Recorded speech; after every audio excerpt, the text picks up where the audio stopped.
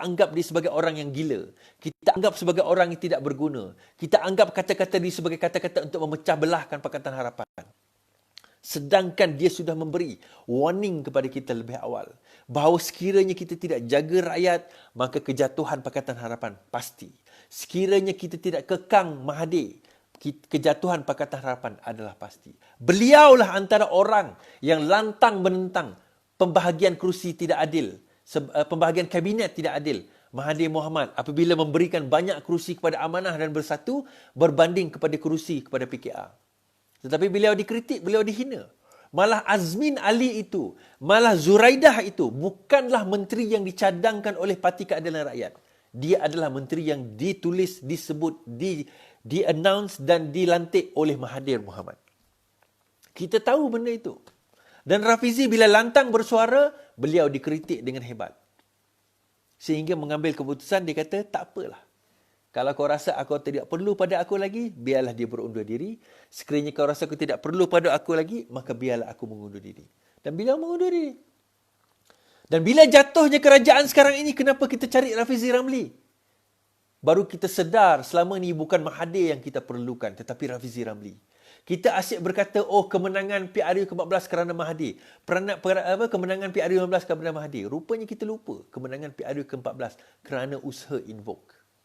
Kerana usaha Rafizi Ramli, bukan kerana Mahathir. Kalau kerana Mahathir, maka tidak berlaku kejatuhan Tanjung Piai. Kalau kerana Mahathir, tidak berlaku kejatuhan di Semenyih. Dua tempat di mana kita menang pada PRU ke-14. Dua tempat kita menang PRU ke-15, tetapi kita berada dalam keadaan yang amat teruk. Kita berada dalam keadaan yang amat teruk pada waktu itu. Kenapa? Pengkhianatan yang dilakukan oleh kartel yang membawa kepada cerita yang pertama. Pengkhianatan ini ada dua sebenarnya. Pengkhianatan Azmin, kartel, pengkhianat, dan pengkhianatan daripada Mahathir itu sendiri. Kita sedar perkara ini terlalu lewat, tuan-tuan dan puan-puan. Amanah dan DAP sedar tak sedar saya tak tahulah. Tetapi pengkhianatan itu berlaku langsung atau tidak langsung oleh Mahathir Mohamad. Kenapa saya katakan demikian? Okey, dia letak jawatan. Okey, tak apa.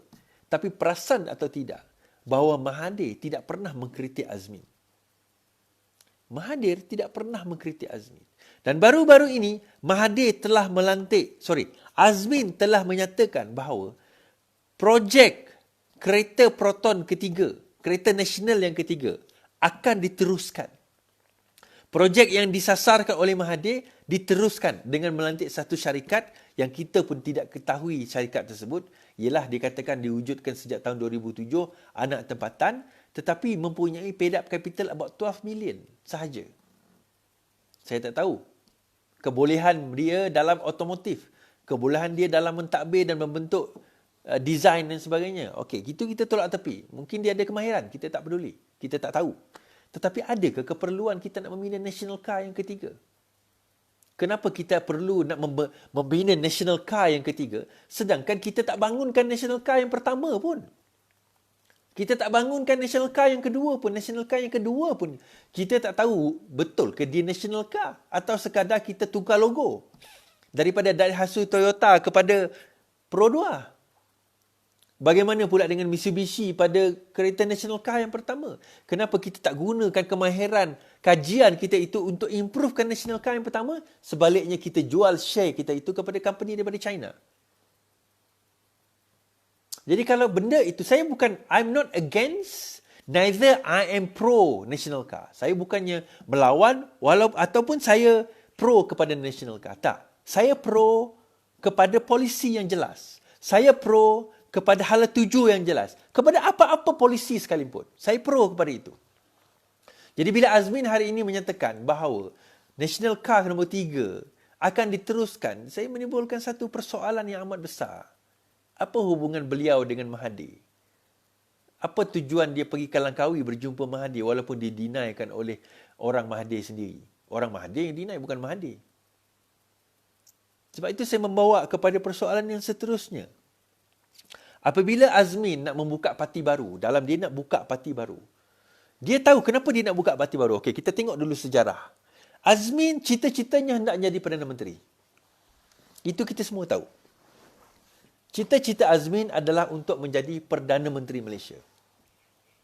Okay? Untuk menjadi Perdana Menteri Malaysia, dia perlu menjadi Presiden Parti. Dia tidak boleh jadi Presiden Parti Bersatu sebab Presiden Parti Bersatu adalah Muhyiddin Yassin. So, dia kena lawan Muhyiddin Yassin.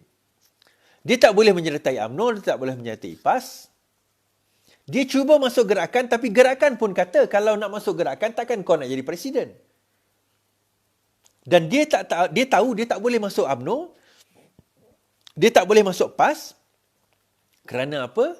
Kerana yang dia bawa melompat adalah orang yang multiracial. Willy Mongin, Ali Biju, Santara. Kalau kita tengok, orang-orang ini yang dia bawa keluar. Dan orang yang akan keluar daripada Parti Keadilan, yang konon-kononnya Masdah U-turn, akan keluar. Yang akan menyertai petak parti ini, once parti ini diluluskan secara besar-besaran tidak lama lagi. Ramai yang akan keluar, kita tahu. Dan mereka mencari masa, keadaan dan waktu untuk memalukan Parti Keadilan Rakyat. Dan sekiranya Parti Keadilan Rakyat masih lagi bermain dengan dengan kata-kata, dengan kemaafan Mahadewa, maka janganlah anda berasa tertampar sekiranya anda dimalukan dengan beramai-ramai orang melompat parti. MB Selangor pergi berjumpa dengan Azmin, kononnya atas dasar official visit. Official visit. Kononnya miti atas dasar official visit. Tuan-tuan